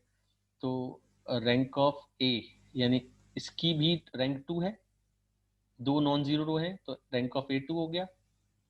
और अगर पूरा देखें तो फर्स्ट नॉन जीरो रो, सेकेंड नॉन जीरो, ये पूरा जीरो है, तो यानी इसकी भी रैंक क्या होगी 2। तो दोनों की रैंक इक्वल है, इक्वल है, दैट मीन्स सिस्टम कंसिस्टेंट है। और 2 रैंक है, जबकि वेरिएबल्स कितने हैं 3 1 2 3, तो 3 से कम है, तो ये कौन सा केस बनेगा, इनफाइनाइट सॉल्यूशन वाला। दोनों की रैंक इक्वल है यानी सॉल्यूशन एग्जिस्ट करेंगे, वेरिएबल से कम है इसलिए बहुत सारे सॉल्यूशन होंगे, इनफाइनाइट सॉल्यूशन। अब इनफाइनाइट सॉल्यूशन हमें कैसे निकालना है, देखिए जब भी इनफाइनाइट सॉल्यूशन का केस बनेगा तो रैंक और नंबर ऑफ वेरिएबल्स का जो डिफरेंस होगा, रैंक कितनी आई है दोनों की 2 और वेरिएबल्स कितने हैं 3, तो दोनों का जो डिफरेंस होगा यानी n माइनस आर, एन हो गया नंबर ऑफ वेरिएबल्स, आर हो गया रैंक, तो दोनों का डिफरेंस 1 है, तो एक वेरिएबल इंडिपेंडेंट हो जाएगा। इसका मतलब ये है एक वेरिएबल को आप जितनी जो भी वैल्यू दोगे वो सारे सेटिस्फाई करेंगे, सारे सॉल्यूशन होंगे। तो ये जो डिफरेंस है उतने वेरिएबल इंडिपेंडेंट होंगे, इस केस में 1 है, यानी एक वेरिएबल इंडिपेंडेंट हो गया है इस सिस्टम में। एक वेरिएबल को आप कोई भी वैल्यू दोगे वो सारी सेटिस्फाई करेंगे। तो कैसे निकालना है, देखिए आपने वापस इसको मैट्रिक्स फॉर्म में लिखा, तो ये ए जो रिड्यूस होके आया था ये, और ये एक्स कॉलम, ये right hand side B column. Clear. इसको वापस सिस्टम फॉर्म में लिख देते हैं, तो इक्वेशन फॉर्म में, तो x plus y plus z is equal to 6 पहली इक्वेशन बनेगी, y plus 2z is equal to 8 दूसरी इक्वेशन बनेगी, और थर्ड वाली क्या बनेगी, 0 into x 0 into y 0 into z is equal to 0। तो जब आपकी इक्वेशन, तो थर्ड वाले में हम, आप किसी को भी एक, इस केस में लास्ट वाली इक्वेशन हो रही है 0x plus 0y plus 0z is equal to 0 हो रहा है।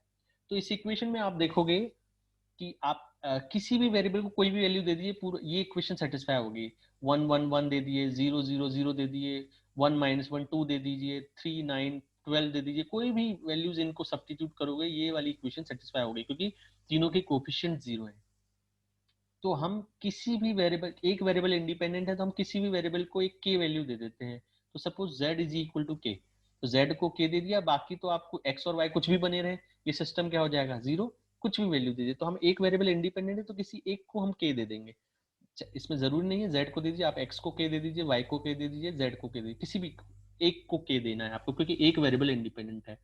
तो आपने अगर z को k दे दिया है, तो आपने z को अगर k दे दिया है तो बाकी वेरिएबल्स की वैल्यू इन टर्म्स ऑफ आपको k मिल जाएगी। तो z को k यहाँ सब्स्टिट्यूट करोगे, y की वैल्यू क्या हो जाएगी 8 माइनस 2k, और z को k और y को z 8 माइनस 2k जब यहाँ सब्स्टिट्यूट करोगे तो आपको x की वैल्यू मिलेगी, तो x की वैल्यू आ रही है k माइनस 2।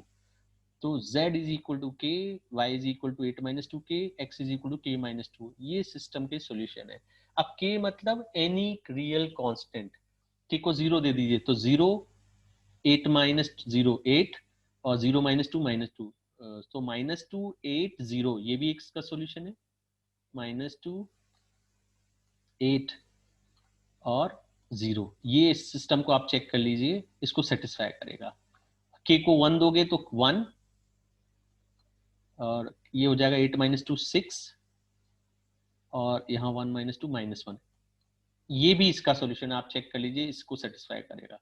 आप k को -1 कुछ भी वैल्यू दे दीजिए, k को -1 दे दीजिए तो ये हो जाएगा 10, और x हो जाएगा -3, ये भी सिस्टम को सेटिस्फाई करेगा। आप सेटिस्फाई करके चेक करके वेरीफाई कर सकते हैं।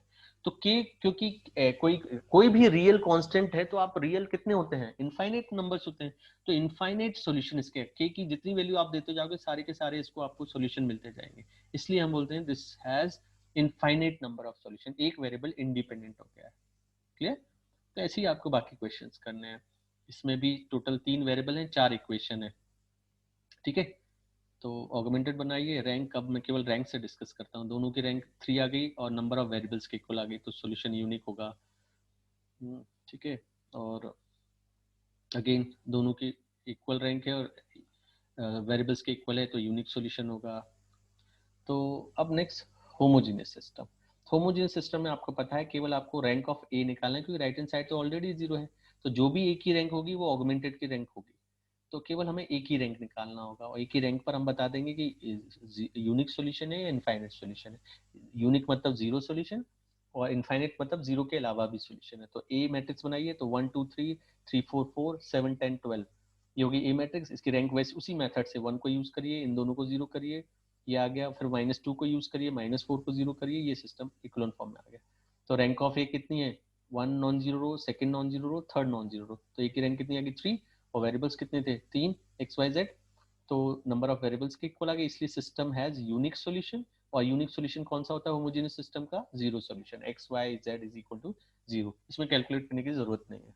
ठीक है, दूसरा, ये 4x4 का सिस्टम है, ये आपने ए मैट्रिक्स बना ली, क्योंकि ऑगमेंटेड की जरूरत नहीं है, 0 0 है, तो ए मैट्रिक्स बनाया, कोफिशिएंट 4 वेरिएबल है, 4 इक्वेशंस है, रैंक चेक की वही इक्वल फॉर्म से, तो ये आ गया।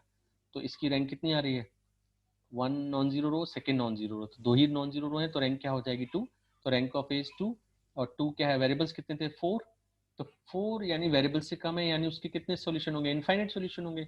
अब इनफाइनाइट के केस में हम वही देख करना है कितने इंडिपेंडेंट वेरिएबल्स हैं, तो डिफरेंस मैंने बोला था रैंक और वेरिएबल्स का जो डिफरेंस होगा, यानी 4 वेरिएबल्स हैं और 2 रैंक है, तो 4 - 2 2, सो दो वेरिएबल इंडिपेंडेंट हो जाएंगे, number of independent variables is equal to number of variables minus rank.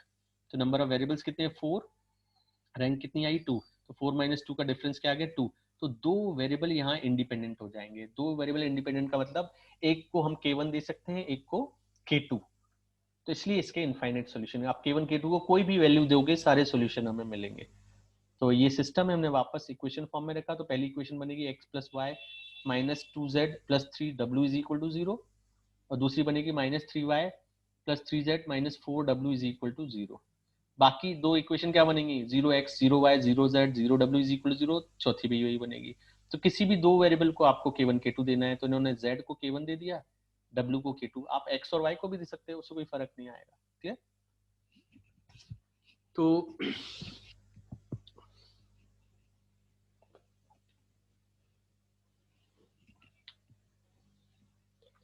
तो नेक्स्ट, आपने इसको k1 k2 दे दिया, तो k1 k2 के टर्म्स में बाकी वेरिएबल्स की आपको वैल्यू निकालनी है। तो z हो गया k1, w हो गया k2, यहाँ z और इसी इक्वेशन को आपको देखना है जिसमें वेरिएबल कम है, क्योंकि आप अगर देखिए x + y में रखोगे z को k1 w को k2, तो x + y की वैल्यू मिलेगी, क्योंकि y की वैल्यू तो अभी आपके पास नहीं है, तो आपको पहले इस सिस्टम में रखना पड़ेगा। आप x को इंडिपेंडेंट वैल्यू नहीं दे सकते हो, क्यों, अगर आपको आपने सपोज x को k1 दे दिया और इन तीनों में से किसी एक को k2, तो ये इक्वेशन किन में बनेगी, दो वेरिएबल में बनेगी। ये k1 k, सपोज आपने x को k1 दिया, w को k2, सो ये इक्वेशन बनेगी y z k1 k2, ये भी बनेगी y z k2। तो आपको इन दोनों को पहले सॉल्व, मतलब दे सकते हैं, फिर आपको सॉल्व करना पड़ेगा, क्योंकि फिर ये 2 वेरिएबल्स 2 इक्वेशंस बनेगी, तो आपको एलिमिनेशन मेथड लगा के उसको सॉल्व करना पड़ेगा। लेकिन क्योंकि इस इक्वेशन में 3 ही वेरिएबल है, तो आप इन दोनों में से किसी को k1 k2 दे दीजिए, तो इसको k1 दे दिया, इसको k2, तो थर्ड वाले की वैल्यू आपको in terms of k1 k2 मिल जाएगा, तो y की value in terms of k1 k2। अब आपके पास z की वैल्यू है, w की वैल्यू है, y की वैल्यू है, वो वाली इस इक्वेशन में रख दीजिए, तो आपको x की वैल्यू मिल जाएगी। ठीक है, तो k1 k2 को आप कोई भी नंबर दोगे, वो सारे इसके सॉल्यूशन होंगे।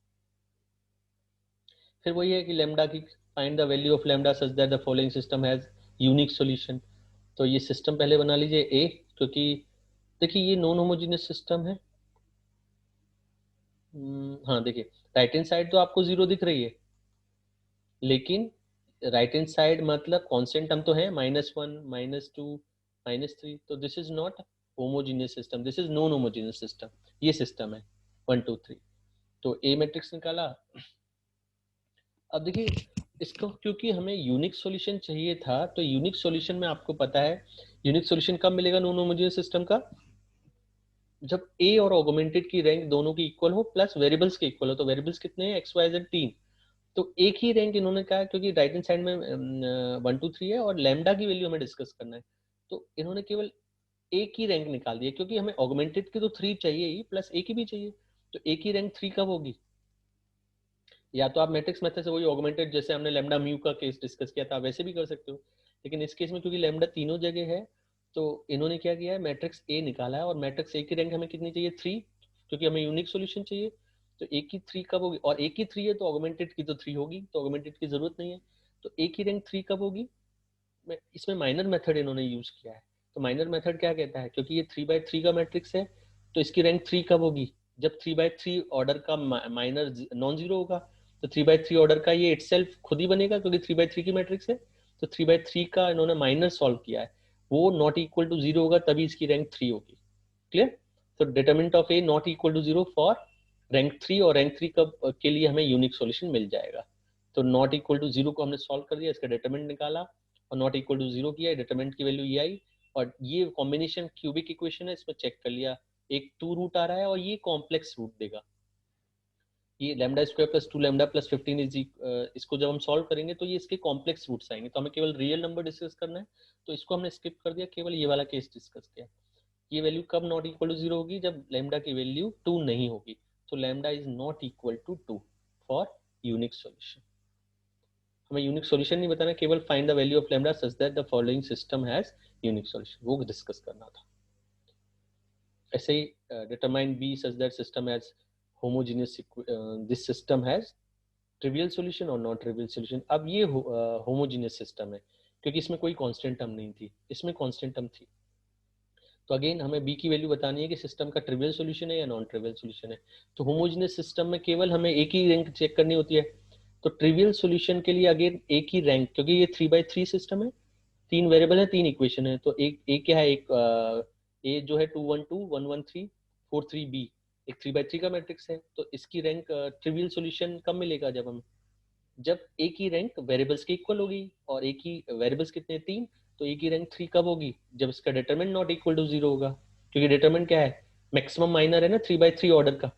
तो 3/3 ऑर्डर का minor not equal to zero है, तभी रैंक क्या होगी, 3 होगी। तो ट्रिवियल सॉल्यूशन के लिए क्या होगा, determinant A not equal to zero होना चाहिए, क्योंकि determinant A not equal to zero हो गया, यानी इसकी रैंक 3 होगी, और 3 होगी यानी वेरिएबल्स के इक्वल होगी, यानी हमें ट्रिवियल सॉल्यूशन मिल जाएगा। तो determinant A not equal to zero, so हमने इसका डिटरमिनेंट निकाल लिया है कोफिशिएंट मैट्रिक्स का। डिटरमिनेंट ए क्या है, कोफिशिएंट मैट्रिक्स, कोफिशिएंट मैट्रिक्स का determinant not equal to zero किया, तो ये कॉम्बिनेशन बना b is not equal to 8। और नॉन ट्रिवियल के लिए क्या होना चाहिए, ए की रैंक क्या होना चाहिए, वेरिएबल से कम होना चाहिए। तो वेरिएबल्स कितने, 3, 3 से कम होना चाहिए। 3 से कम कब होगा, जब determinant A equal to zero होगा। क्यों, डिटरमिनेंट ए अगर जीरो है, दैट मीन्स 3/3 ऑर्डर के जितने भी माइनर्स थे, एक ही पॉसिबल है इस केस में, क्योंकि स्क्वायर मैट्रिक्स है 3/3 का।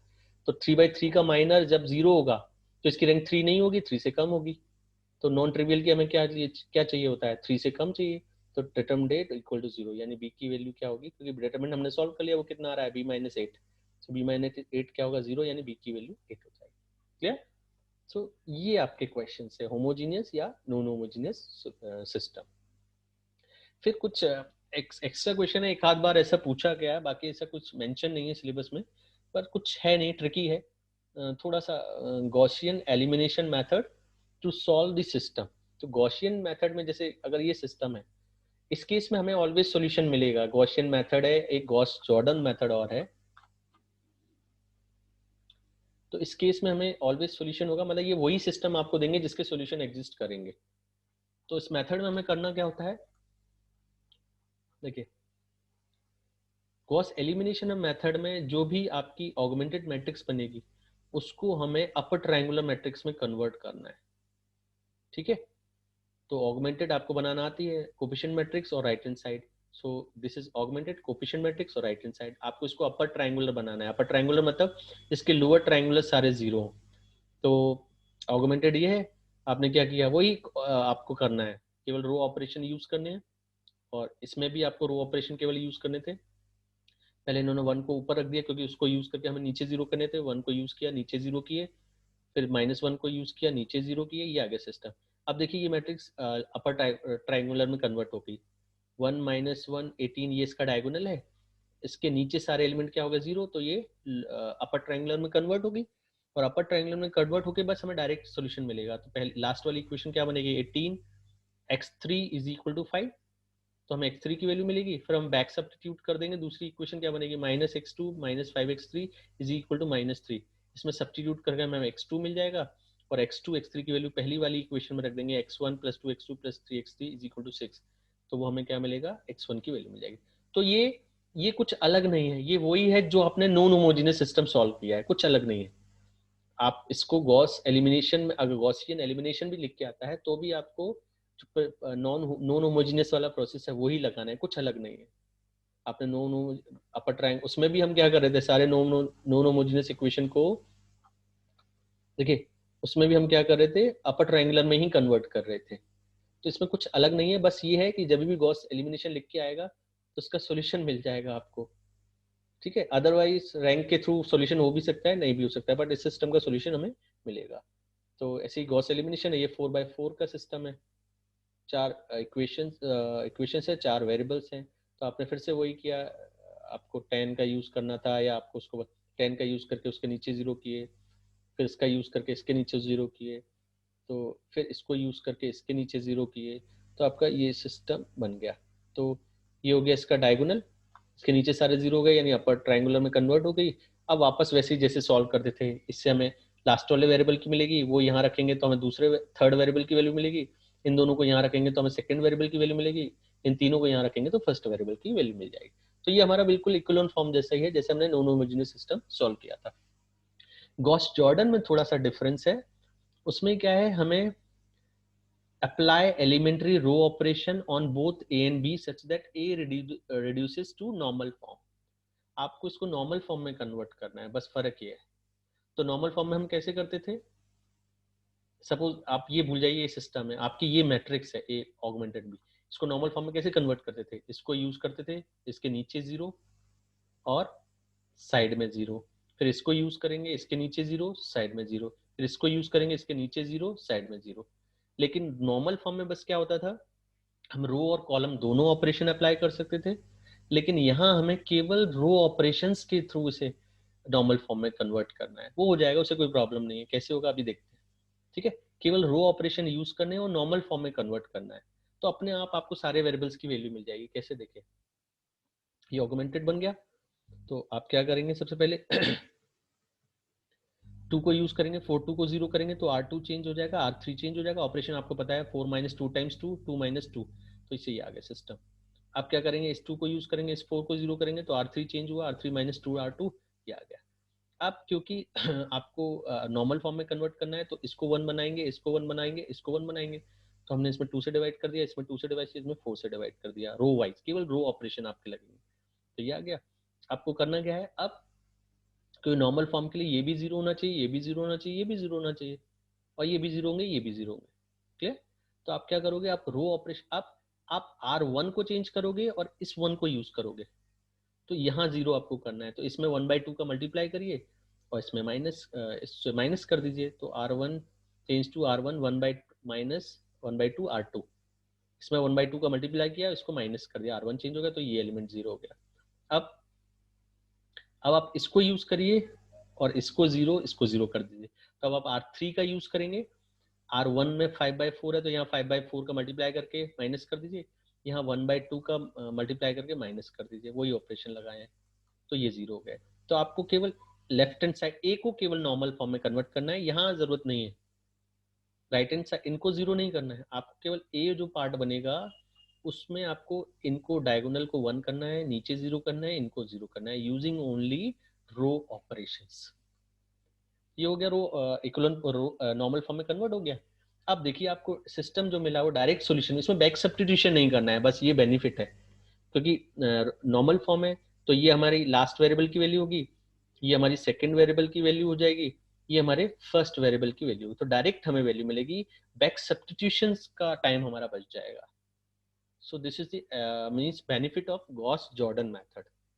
सेम ऑगमेंटेड मैट्रिक्स बनाया, फिर एनी हाउ आपने क्या यूज किया, जो भी आपको 2 यूज किया, 1 इन तीनों को 0 करना था, यहाँ से भी कर सकते हो, इन तीनों को 0 करिए। ठीक है, इन्होंने थोड़ा सिंप्लीफाई करने के लिए इन्होंने अलग ऑपरेशन यूज किए, बट इसकी कोई जरूरत नहीं है। आपको उसको नॉर्मल ए मैट्रिक्स को नॉर्मल फॉर्म में कन्वर्ट करना है। तो ये मैट्रिक्स बना, 1 को यूज किया, 1 के नीचे 0 किए, ये आ गया। फिर क्या करेंगे, इस -6 को इन्होंने पहले 1 बनाया, फिर इसके नीचे 0 किए हैं, तो ये आ गया। अब -5 को यूज करोगे और इसको नीचे 0 करोगे, तो ये आ गया, और ये इसको भी इन्होंने 1 बना दिया। अब तो ये डायगोनल तो सारे 1 हो गए। अब आप क्या करोगे इसको इसको 0 करोगे, इन इन एलिमेंट्स को आपको 0 करना है। तो कैसे करेंगे देखिए, अब आप R2 को यूज करिए और इसको 0 करिए, या पहले इस तरह से इन्होंने किया है कि R3 को पहले चेंज कर दिया है, इसको 0 करना था तो R4 के साथ ऐड कर दीजिए, तो R3 + R4 हो गया। फिर R2 को कैसे चेंज किया है, मीन्स इन्होंने पहले इनको 0 किए, इन्होंने इसको यूज करके इन तीनों को 0 कर दिया। किसी भी ऑर्डर में आप कर सकते हो, पहले इसको कर सकते हो या इसको। तो इन्होंने 1 को यूज करके इन तीनों को 0 कर दिया, तो R3 चेंज हो गया, R2 चेंज हो गया, R1 चेंज हो गया, R4 को हमने यूज किया। तो यहाँ ऐड करना पड़ेगा, यहाँ 5 का मल्टीप्लाई करके ऐड करना पड़ेगा, यहाँ 10 का मल्टीप्लाई करके ऐड करना पड़ेगा, ये आ गया। अब इन दोनों को, तो आप इस 1 को यूज कर लेते हैं, इन दोनों को 0 कर देते हैं, तो R1 R2 को चेंज कर दिए। इस बार इसको ऐड करना पड़ेगा, इसको 6 का मल्टीप्लाई करके ऐड करना पड़ेगा, ये दोनों 0 गए। अब इस 5 को इस 1 के हेल्प से 0 कर देते हैं, इसमें 5 का मल्टीप्लाई करके माइनस कर देते हैं, तो क्या है, तो ये होगी नॉर्मल फॉर्म में कन्वर्ट। तो लास्ट वाले वेरिएबल की 4, थर्ड वाले वेरिएबल की 6, सेकंड वेरिएबल की 27 और फर्स्ट वेरिएबल की वैल्यू आ जाएगी -66। सो this is the use of Gauss Jordan, कि आपको बैक सब्स्टिट्यूशन नहीं करना। अगर आप रो इक्विवेलेंट फॉर्म में कन्वर्ट करेंगे, यानी गॉस एलिमिनेशन मेथड, तो आपको लास्ट वाले वेरिएबल की वैल्यू डायरेक्ट मिलेगी, बाकी सबको बैक सब्स्टिट्यूशन से आपको सॉल्यूशन मिलेगा। लेकिन अगर आप गॉस जॉर्डन मेथड यूज कर रहे हैं, तो सभी वेरिएबल की इंडिपेंडेंटली आपको वैल्यू मिलेगी, किसी भी बैक सब्स्टिट्यूशन का आपको यूज नहीं करना पड़ेगा। क्लियर? बाकी ये क्वेश्चन वही है, कुछ अलग क्वेश्चन नहीं है, लैम्डा की किन वैल्यू के लिए सॉल्यूशन होगा या नहीं होगा।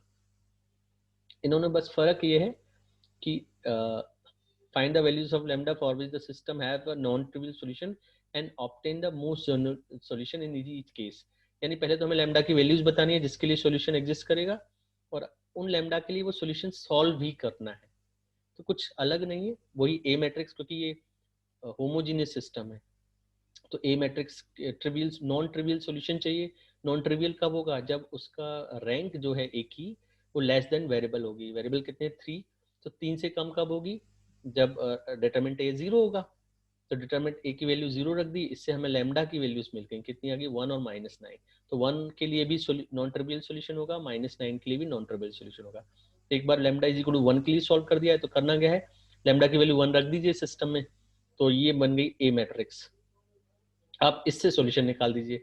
तो ए को पहले ए की रैंक ने हमें इक्विवेलेंट फॉर्म में कन्वर्ट करना होता है, तो इस 3 को यूज करके इन तीनों को 0 करिए, इसको यूज करके इसको 0 करिए, तो ये हो गया इक्विवेलेंट फॉर्म में कन्वर्ट। अब रैंक ऑफ, अब आप इसका सॉल्यूशन निकाल दीजिए। तो एक वेरिएबल इंडिपेंडेंट हो गया, क्योंकि रैंक क्या है, एक का डिफरेंस है, रैंक वेरिएबल 3 है, रैंक 2 है, तो 1 का डिफरेंस हो गया, तो z की वैल्यू तो डायरेक्ट मिल गई k।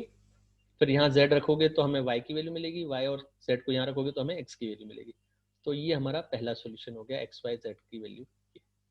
दूसरा, फिर लैम्डा को -9 रख दिया इसी सिस्टम में, लैम्डा की वैल्यू क्या रख दी, -9। फिर ए मैट्रिक्स बना ये वाला। अब इसको फिर से सॉल्व किया तो हमें ये सॉल्यूशन मिला। तो ये था हमारा solution of linear system of equation या system of linear equations. So next lecture जो होगा that would be on eigen value problems, finding the finding the eigen values and eigen vectors.